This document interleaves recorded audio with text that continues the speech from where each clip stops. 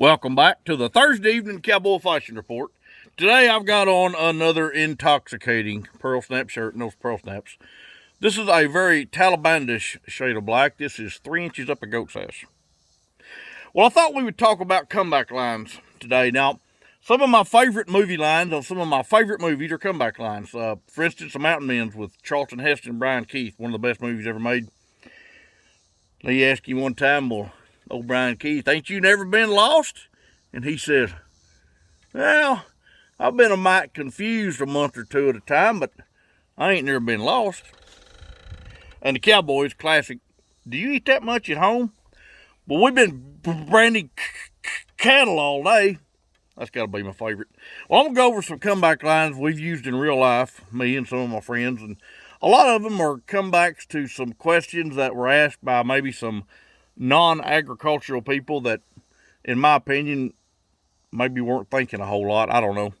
Sarcasm just runs rampant in this line of work, so I'm going to try to entertain you for a couple of minutes.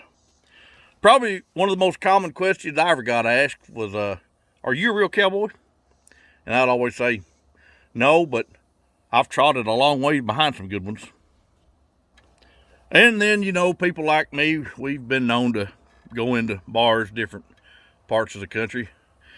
And somebody's always got to ask you when you got a hat on and high-end Western ensembles, as I do. Some smart ass, hey, cowboy, where'd you park your horse? Well, my favorite answer was, well, he's still tied by your mom's front porch. Do you use spurs on all your horses? No, just the ones I ride. Now, this wasn't really a question, but when I was at the north rim of the Grand Canyon, I was having a drink with some beautiful young ladies from Florida one evening. And, of course, I had my spurs, my garb on. I always wear that in the bar. And she pointed out my spurs. She said, I know why y'all wear those. I said, oh, yeah? Why is that? She said, when you're walking through tall grass, the jingling of those spurs scare the rattlesnakes away. I said, you nailed it, honey. And I've been asked more than once, what do y'all do when you're camped out on a wagon and you get rained out? And I'd say, well, you don't get rained out, you get rained on. Do all bulls have horns? No, just the muleys. Now, this is a secondhand story, but I know for a fact it happened because the source is a good friend of mine. But out there in Arizona in the early 90s, I guess an old kid was getting his ass chewed pretty hard for something he wouldn't really need to get his ass chewed for. And he said, by the way, son, where you from? He said, I'm from here as soon as I get my shit packed. And I ain't going to name names, but one of my buddies at a job interview on a big outfit that's well known, he said, well, can you weld? And he said, my buddy says, no, I don't even know how to light one of them. He said, well, you don't light them.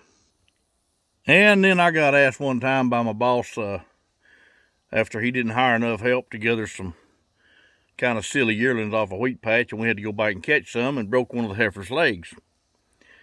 And of course it was not intentional. It's never intentional. Sometimes that stuff happens. But we were back at the pens, and there was a lot of people around.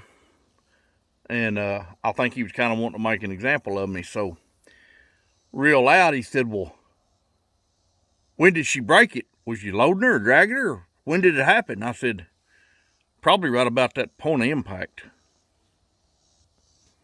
And the last one I've been asked quite a bit since it came out by dudes. Did you see The Horse Whisperer? Did you like that movie? And I always say, yeah, I did see it, and I liked it. I just couldn't hardly hear it.